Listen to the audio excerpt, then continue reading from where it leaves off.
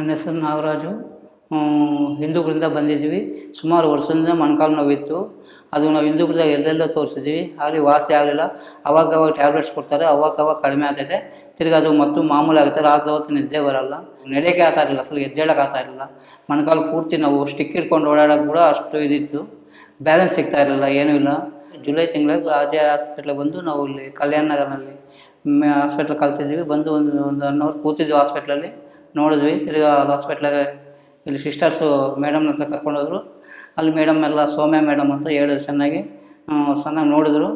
ನಾವು ಅವಾಗ ಮೆಡಿಸಿನ್ಸ್ ಕೊಟ್ಟರು, ಅವಾಗ 1 ತಿಂಗಳಾಯ್ತು ಕೊಟ್ಟು, ತಿಂಗಳಿಂದ ತಗೊಂಡಿದ್ದೀವಿ.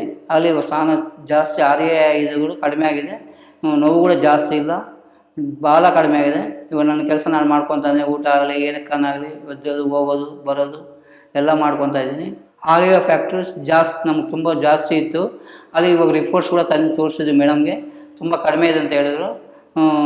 ಕಡಿಮೆ ಇದೆ ಅಂತ ಹೇಳಿದೆ. ಮೆಡಿಸಿನ್ಸ್ ಕೊಟ್ಟು ತಗೊಳ್ರಿ, ಇನ್ನೊಂದು ತಿಂಗಳು ತಗೊಳ್ರಿ, ಚೆನ್ನಾಗಾಗುತ್ತೆ ನಿಮಗೆ ಅಂತ ಹೇಳಿದರು. ಈ RGR ಕಲ್ಯಾಣ ನಗರ ಮೇಡಮ್ ಸೌಮ್ಯ ಮೇಡಮ್ನವರು ಧನ್ಯವಾದಗಳು.